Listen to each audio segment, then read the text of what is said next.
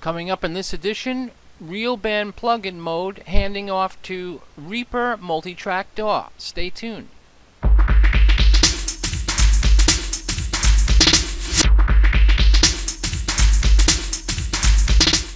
Okay, so here we are in Real Band, and here is all of our generated multi-tracks.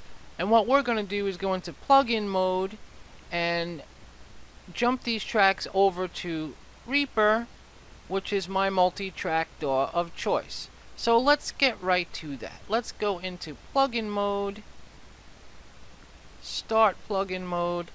As you can see, that shrinks up the window. Over here in Reaper, I have it right to the beginning. And here I will start with bass, and I'm just going to click on track 9 and drag it over to my bass track to the beginning, and rather quickly it's here, and we can hear the audio play.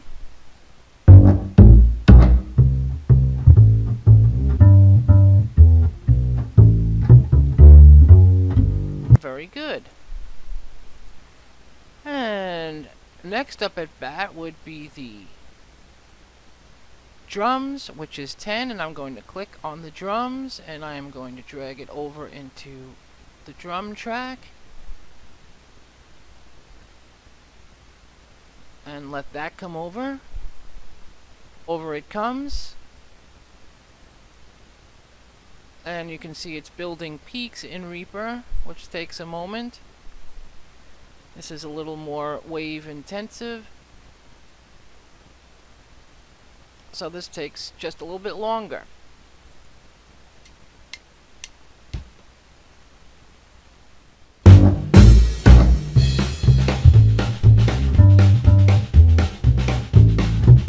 Very good. Okay.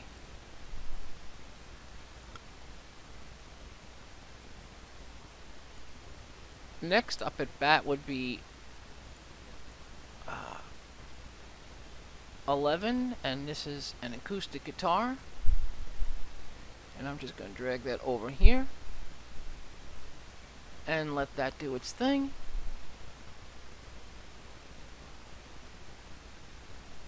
And generally this is really all that's involved with plugin mode, dumping out into Reaper. As you can see, it is building peaks again. Maybe it'll show up over there next time. But you know, this is fairly standard fare.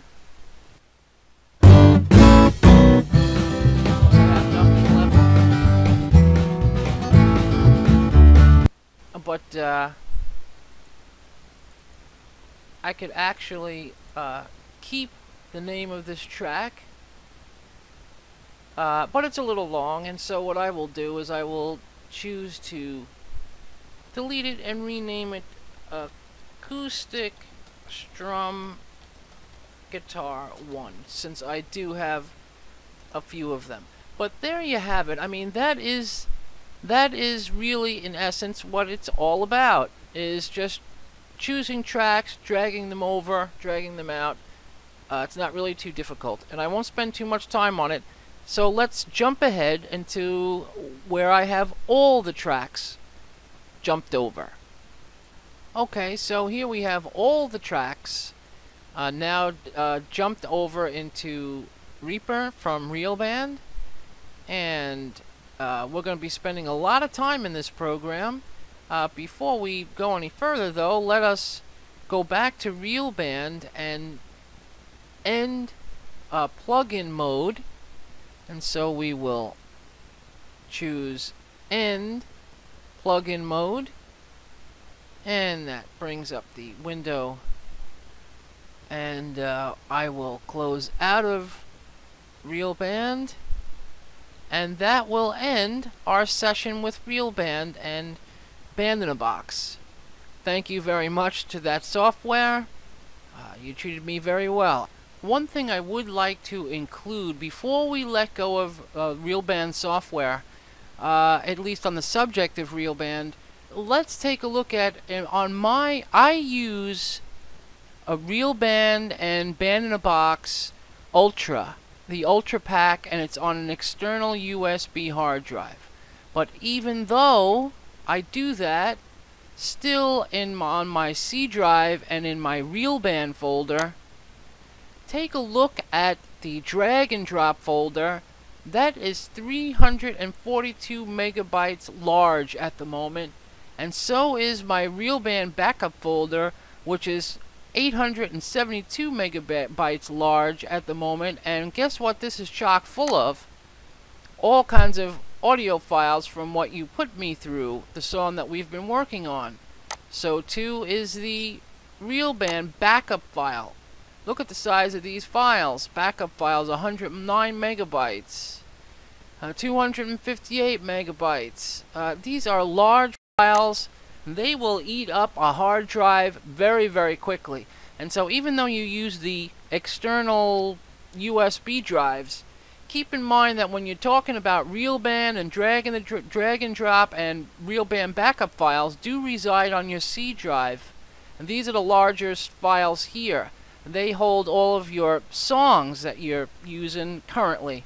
And so you'll definitely want to empty these folders out when you're done, either to an external hard drive, a 500 gig or a terabyte hard drive, or just clean them out and delete these files if you're completely done with your songs. Because these will eat up a C drive, which, in an older computer can be 80 gigs, or maybe, 320 or even a 500. This will eat up real estate in a hurry if you're a very prolific songwriter and creator. So keep that in mind with Real Band taking up some of your hard drive space. And now we will continue on in Reaper, which is a real favorite software door of mine. It's got a fantastic mixer, and we will load this up with plugins, and we will do a lot of editing and mixing in here. I saved the first 3 tracks for lead vocal, background mid, and background high harmony vocals for this song. I like them up top of everything. And so here we go. I mean, what we'll do next is I will edit these audio tracks to make a mix for singing to in the studio for vocal recording, and then we will bring it all back here and continue mixing for real to make a finished product. What I have here is all the tracks named now.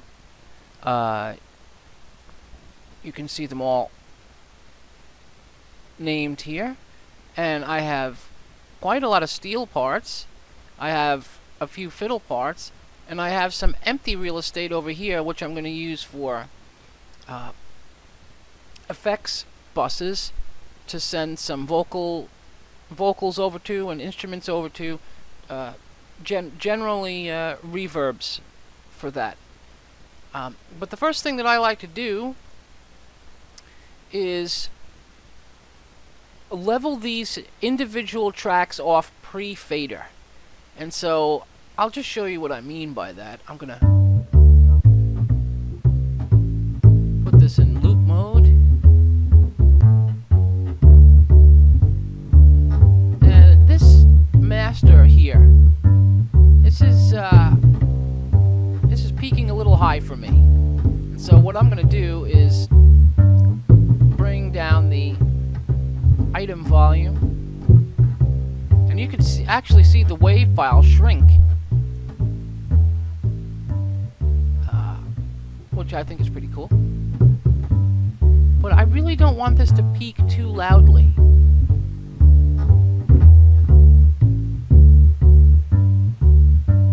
Typically right around -12, somewhere approaching -6 peaking. I like that. That's generally what I shoot for.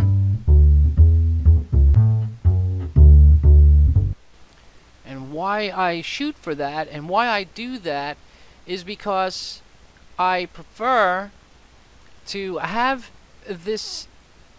all these signals reasonably under control pre-fader, so when I apply compression or limiting or whatever plugin I choose to apply to these to change up the sound a little bit, I have some headroom. I have some room on top to work with.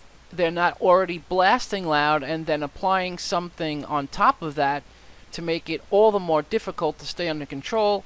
Control it pre-fader, apply anything afterwards, and I find that I have a much easier time of it. And I will go through and I will do this with each track. And now I will do the drums as well. Now the drums, interestingly enough, are low.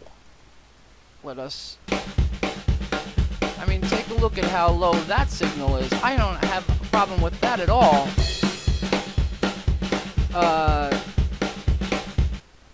And I made a point of bringing this all the way up in Band in a Box and Real Band, and still they rendered low. But that's okay. It doesn't really bother me. In fact, I'd rather have them a little low than too loud, because low I can always deal with. Once it's loud and clipped, or it becomes unmanageable, and so low is fine with me.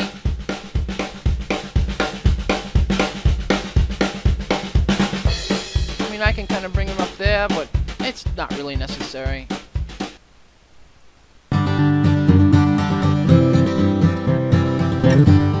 Here's an acoustic guitar, and this kind of looks pretty good too.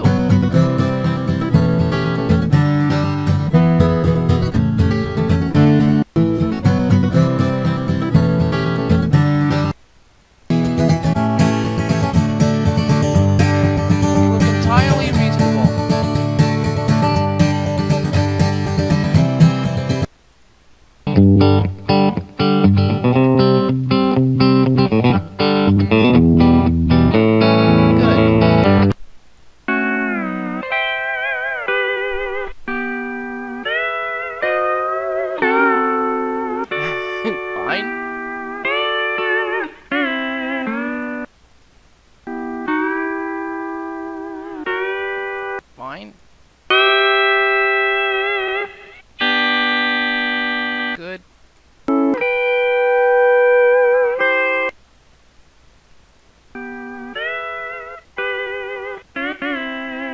One's a little low. Fiddle's good. And fiddle 3.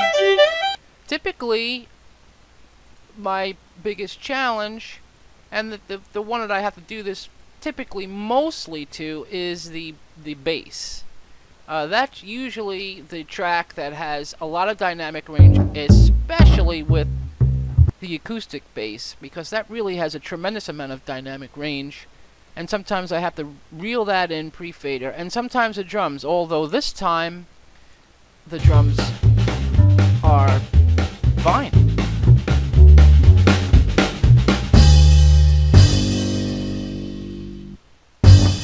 This is going to sound so darn good. Can you believe... I mean, the time is already running very, very short. In this last minute or two, I'm just going to play this file and noodle a little bit and try and get a little something going.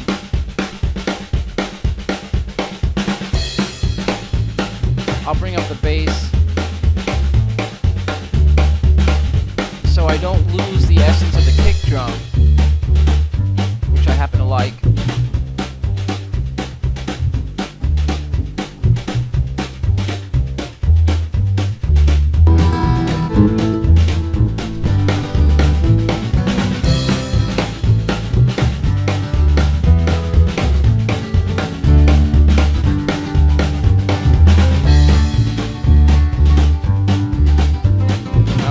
Real quick.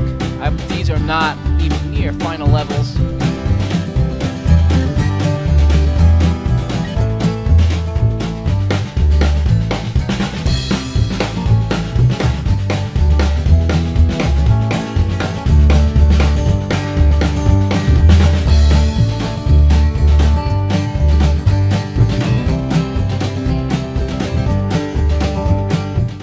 sorry folks, gotta cut it short. We've run out of time. I'll catch you in the next part coming up soon.